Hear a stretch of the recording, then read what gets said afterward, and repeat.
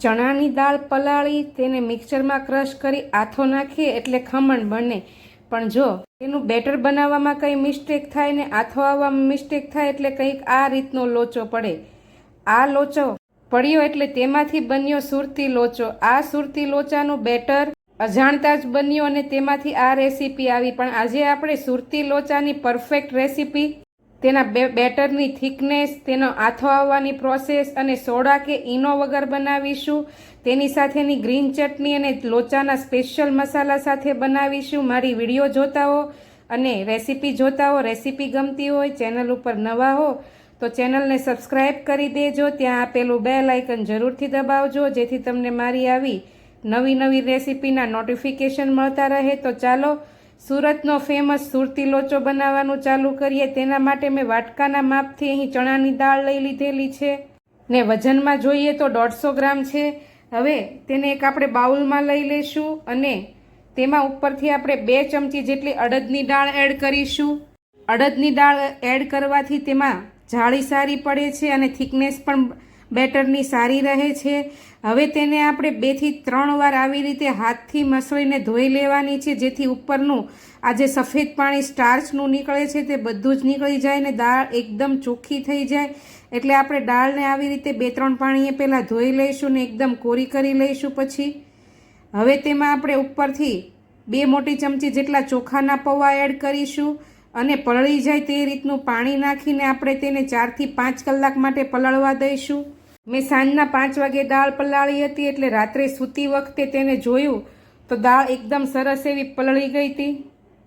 તમે જુઓ તેમ દાળનો પલળીને એકદમ ફૂલી ગયો છે. હવે તેના આપણે બધું જ પાણી નિતારી લેવાનું છે. તમે આવી રીતે નખથી કાપો તો આવી રીતે ભાંગી જાય તેવી રીતે દાળ પલળવા દેવાની છે. તેનું બધું પાણી નિતારી લઈશું. હવે તેનો આથાની પ્રોસેસ કરવાની છે એટલે જે આપણે દાળ પલાળી છે તેને આપણે મિક્સચરના મોટા જારમાં લઈ લઈશું. પહેલાં તો મેં રાતે જ આ પ્રોસેસ કરી હતી. જો તમારે સાંજે બનાવવો હોય તો તમે સવારે પલાળીને બપોરે આવી રીતે ક્રશ કરી શકો. તેમાં આપણે સ્વાદ પ્રમાણે મીઠું એડ કરીશું અને અડધી વાટકી જેટલું પાણી એડ કરીશું. 1 વાટકી જેટલું ખાટું દહીં લઈ લઈશું આપણે. જો ન હોય તો તે જ માપથી આપણે તેમાં ખાટી છાશ પણ લઈ શકો. હવે મિક્સર ગ્રાઇન્ડરને જારને બંધ કરીને મિક્સરમાં ગોઠવી આપણે પલ્સ મોડ ઉપર કરીને તેને થિકનેસ રહે તે રીતે દાણેદાર એનું બેટર બનાવવાનું છે.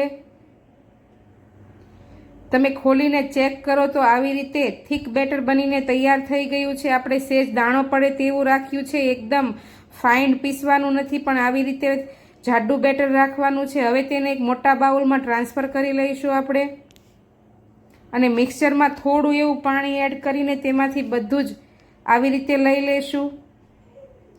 હવે બેટરને આપણે અત્યારે જાડું રાખીશું, પતલું નહીં કરીએ. લોચાનું બેટર પતલું હોય છે ખમણના બેટર કરતાં, પણ આથો સરસ રીતે આવી જાય તે માટે આપણે મીઠું પણ અત્યારે નાખ્યું છે અને આવી રીતે જાડું બેટર રાખ્યું છે એટલે આથો જલ્દીથી આવી જાય.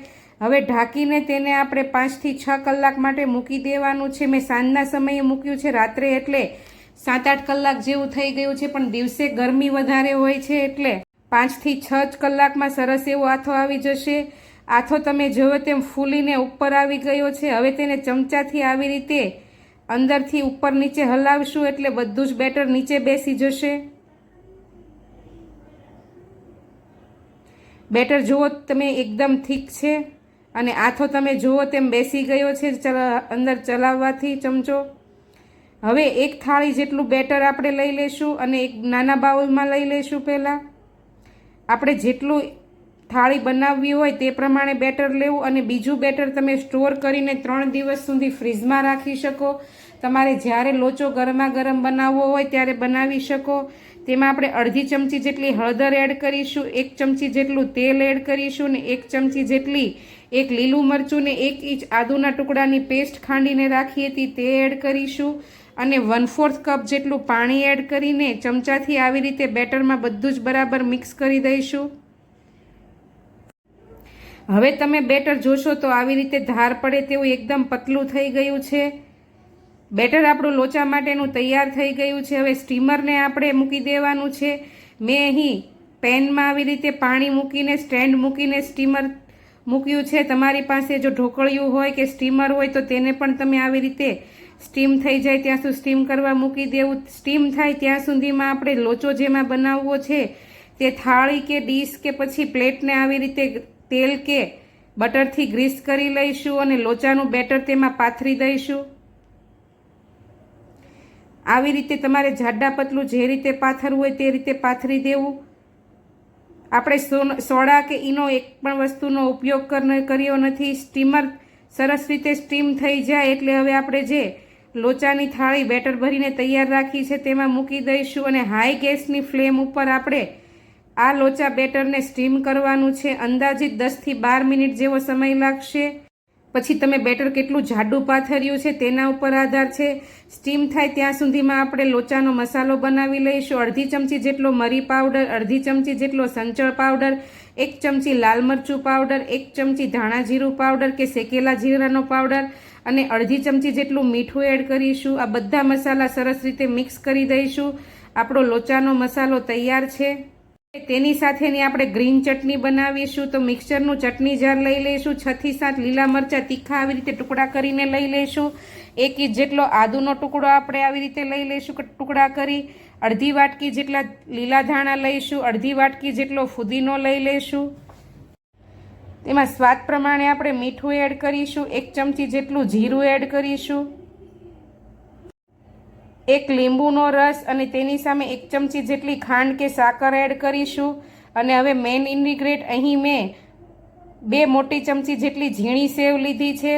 તમે તેની જગ્યાએ જો તમારી પાસે ખમણ હોય તો તે એડ કરી શકો, પણ ખમણવાળી ચટણી લાંબો સમય સુધી સારી નથી રહેતી. આ ચટણી તમે 8 દિવસ સુધી ફ્રીજમાં રાખી શકો, એટલે મેં ઝીણી સેવ એડ કરી છે. હવે થોડું ઠંડુ પાણી ઉમેરીશું અને મિક્સરમાં આવી ફાઇન પેસ્ટ બનાવીને ચટણી તૈયાર કરી લઈશું. ચટણી આપણી તૈયાર થઈ ગઈ છે અને લોચાનો મસાલો પણ થઈ ગયો છે અને 10 મિનિટ જેવો સમય પણ થઈ ગયો છે. હવે સ્ટીમર ખોલીને આપણે જોઈ લઈશું.